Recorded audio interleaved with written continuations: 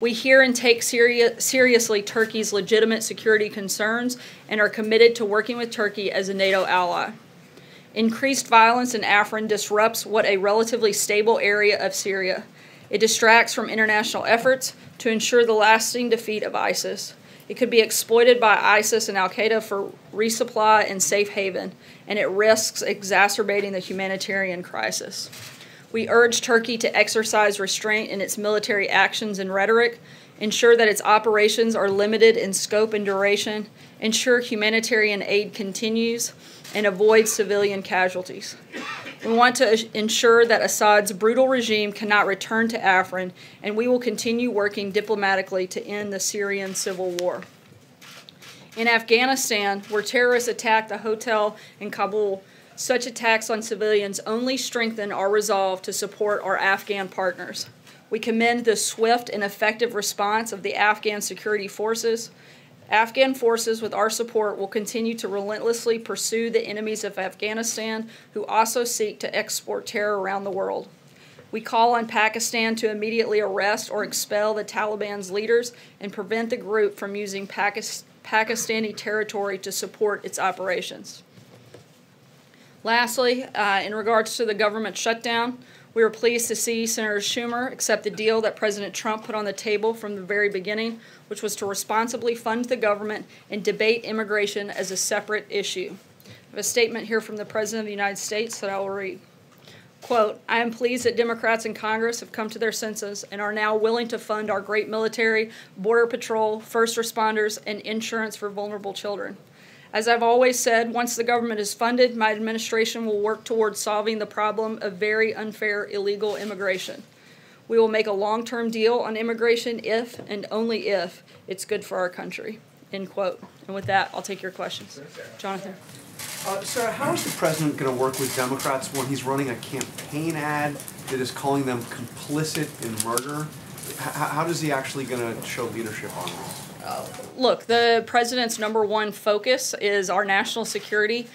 He's been very strong on discussing the need for border security and tying that directly to national security. That's a big focus of both the president's campaign at the time and also since he's become president. In terms of specifics of any ad running, those aren't being done by the White House, and I can't get into any details. But his position in terms of the need for border security and how that impacts national security is something we've talked about and been very clear on. So is he bringing the Democrats down here, bringing Republicans here, hashing this out? How's this going to be any different? We didn't see him over the weekend. He was only talking to Republicans.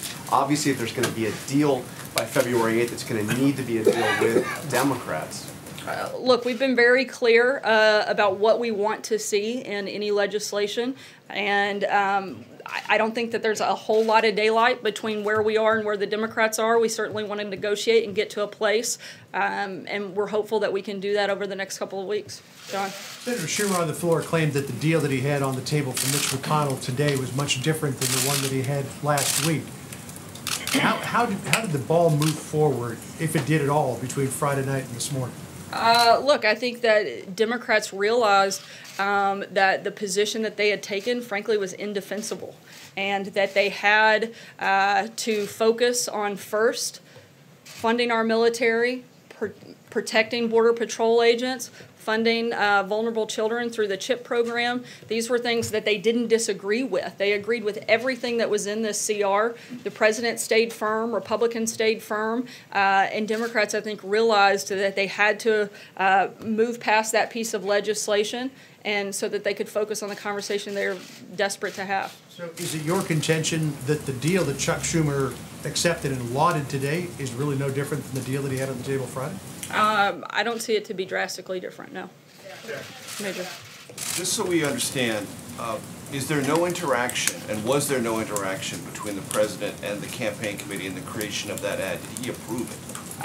That's something I wouldn't be part of that process, Major. I couldn't speak to that. But it's an important question. Donald Trump and I approve this message. Again, the president has some liberties that I don't. That would be something I would have to check on, but I would refer you to the campaign because they're the only ones that can speak specifically to that issue. Describe that as an accurate representation of his belief about what Democrats are and what their position was during the shutdown, that they were complicit and would be complicit in any future murders because of the shutdown? I think that if people are unwilling to secure our borders, that they're unwilling to end chain migration, unwilling to end the visa lottery system, unwilling to fix all of the problems that we have in our immigration system, and aren't willing to negotiate and actually do things that fix that system that we know to be problematic, then yes, that would be a problem and certainly allow for future incidents to take place. John? So just Sarah, real quick, is a 2-year requirement required from the president for defense spending going forward? Is that one of his top goals for the budget negotiations going forward, not just this fiscal year, but 2 years on defense? Look, I'm not going to negotiate with you here, but we've made clear that I'm not finished. We've made clear that that's certainly our preference. John. Thanks, Sarah. The president several months ago called on Congress to provide a legislative fix for those 700,000 or so DACA recipients.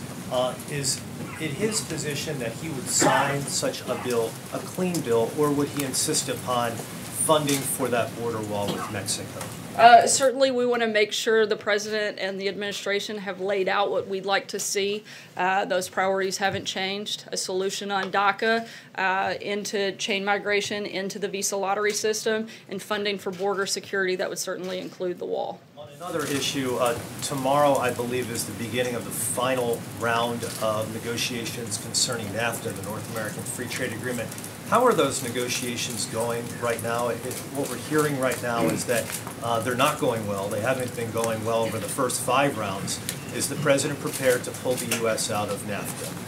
Look, we don't have any specific announcements, but we actually feel like things are moving forward. We're going to continue in those negotiations, but as the president has said many times before, he's going to make sure that he gets the best deal for America and American workers. That's still the focus, and that'll still be a topic of discussion as we move in these negotiations. Dave?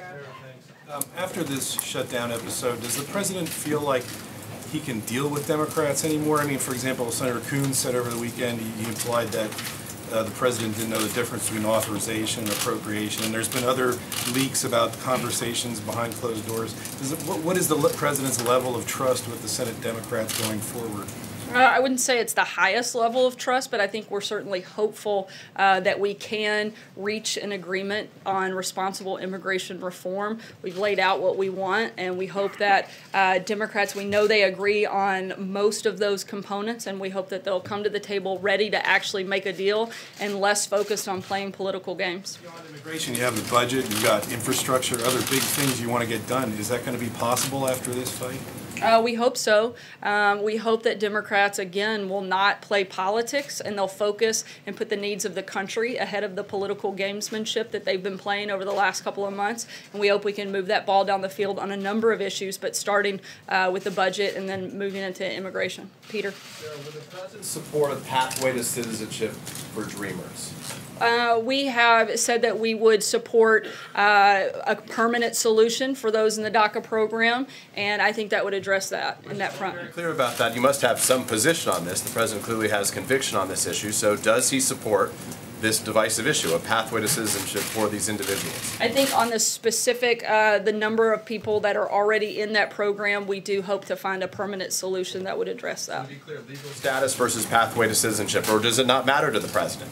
I think that's part of the negotiation process, but right now, again, we want a permanent solution for that program. But we also want to keep a big priority for the administration is making sure we don't find ourselves having this same battle in 2, 3, 4, and 5 years down the road. So we have to have a responsible immigration reform that addresses a number of issues, not just the DACA program. David? I just want to follow up on that question. You just said there that you would be open to permanent legal solution for the 690,000 people in the DACA program. What about beyond that? There's a lot. Axios had a story last week that said an internal White House administration memo estimated that what the Democrats want would potentially legalize 3 million Dreamers. Where did you get that number? And what is the limit that the president has on how big this population of Dreamers really is? I think the DREAM Act would be predicted to legalize 1.7 million. Where do you draw the line? Look, again, I'm not going to negotiate with you any more than I was going to with Major. This is something that we're going to work on with Congress and look for the best solution for our country, as long as, too, again, don't forget, a big priority for this administration is making sure we address this program in its entirety, not just that one piece of it. You said this program, I mean, again, there's certain people who've had the DACA protection, other Dreamers decided not to apply for various reasons. Is the White House open to addressing a deal in this go-round for a population that's larger than just those who had DACA? We're open to having a debate on a level playing field on this issue and negotiating that with Congress and making sure that we get the deal that meets the criteria that we've clearly laid out. Blake? One clarification before my question. The President is still planning on going to Davos?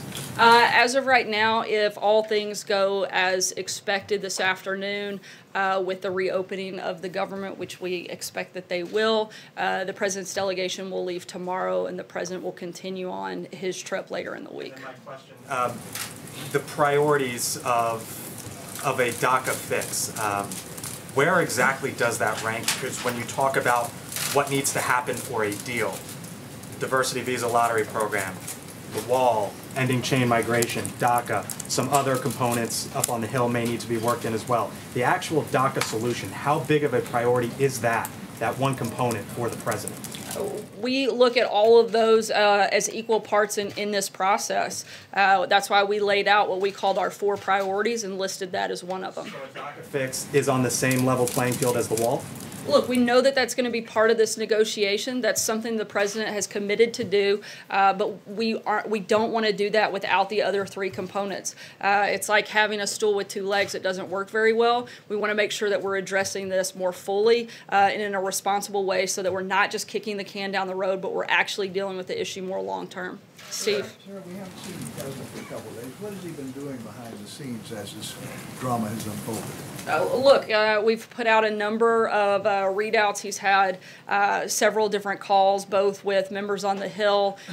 He has met with a number of his cabinet to manage the shutdown. That was a big priority for the President, was making sure that this was well managed and that it wasn't, as Director Mulvaney calls, weaponized as it was in 2013, and making sure that as we could make the impact of the shutdown have as little effect on Americans as possible. That's been a big priority for the President. I think that it certainly went much smoother than it has in the past, but also the President was putting pressure and standing firm on exactly what he was willing to do and what he wasn't, and it very clearly worked because we're back where we basically started on Friday, and the Democrats have now allowed this to move forward. Hopefully the House will move this through quickly and it'll be at the White House for the President to sign, and then we can start immediately on discussions on immigration reform.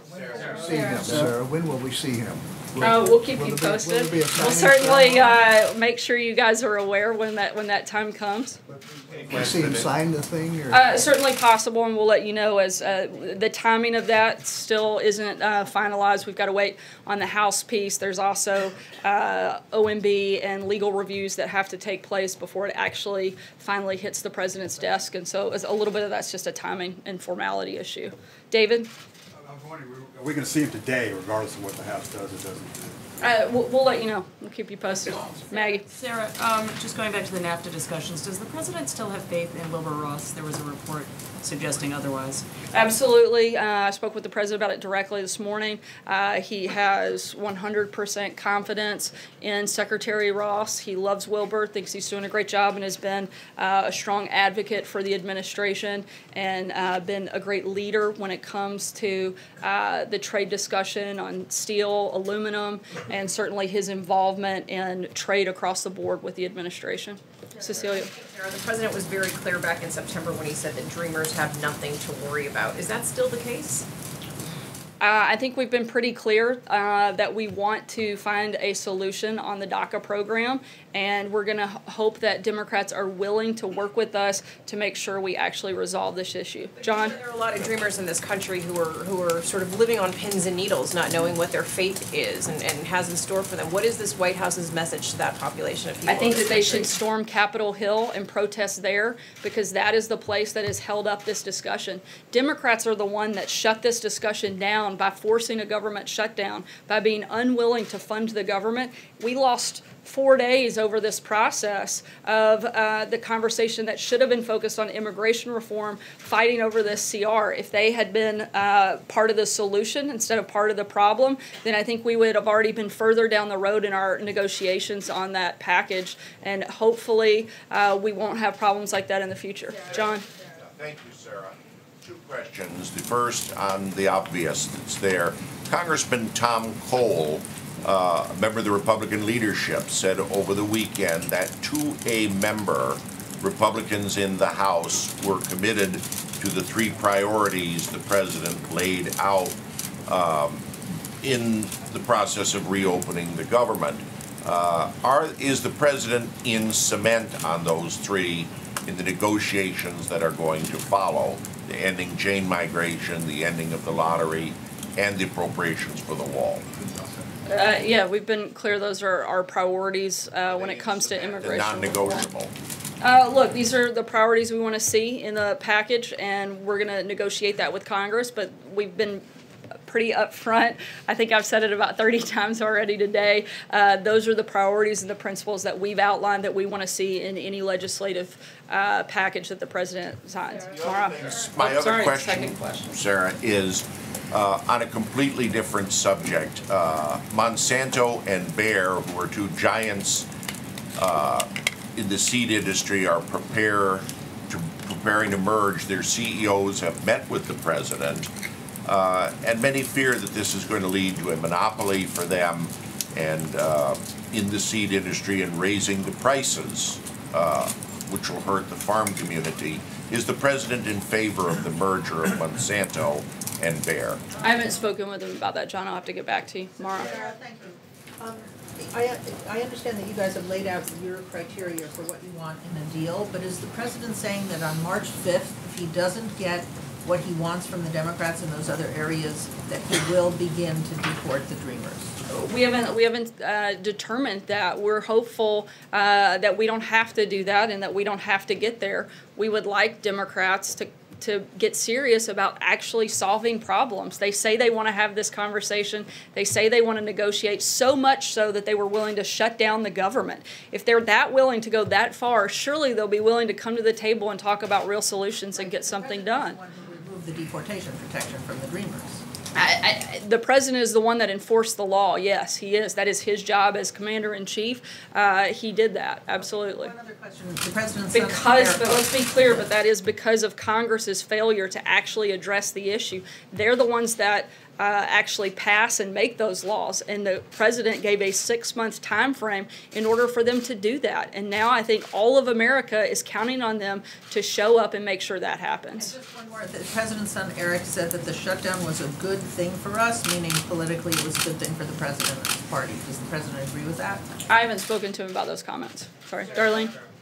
What is the guidance on how quickly the government would reopen and how soon workers would be expected to be back at work, and national parks and other facilities that were closed will reopen? Again, most of those parks, they tried to maintain and keep those open. Unlike in past shutdowns, they really tried to minimize the impact on the American people. In terms of what the turnaround time for a full reopen, as I said earlier, we are waiting on the House to vote and clear. Then it'll go through the OMB budget process and review and a legal review, and then hit the president's desk, which we expect sometime late afternoon, early evening, which would make most government offices already closed, and so they would start back in full capacity tomorrow morning. And if that changes, we'll certainly let you guys know, but that's sort of what we tentatively expect at this time. Stephen. I'm hoping to give you a chance to respond to the criticism that Senator Schumer lobbed over the weekend. In addition to saying that the president negotiating with him is like negotiating with Jell-O, today the senator said that the great deal maker sat on the sidelines. Was it a concerted effort on the president's part not to reach out to him this weekend? Was that part of his strategy? Look, what the president did clearly worked. The vote just came in 81-18. I would say that those numbers are much more in the president's favor than in Senator Schumer's favor. I'm not sure what changed for him and what he gained, other than maybe Nancy Pelosi taking a bunch of Republican members out for dinner to celebrate their shutdown. I'm not sure what other positive things came out of this weekend for Democrats. Yeah, sorry, Democrat members. I'll take one last question. Kristen? Just following up on that, in addition to Chuck Schumer saying the president negotiates like Jell-O, even Leader McConnell said he wasn't completely clear on where the president stood when it comes to some of these immigration priorities. So is the president shifting his policy positions behind the scenes under pressure from his conservative base? Not at all. The president, as well as the administration, we've laid out clearly in a 3-page memo what our priorities are, what our principles are for this process, and we have been very consistent on that front. Do Jason Miller and John Kelly have veto power over any immigration deal? Jason Miller doesn't work in the administration. The only person I'm aware of with veto power in this country is the president. Thanks, guys. Take one on Pence in Jerusalem. Is it still too early?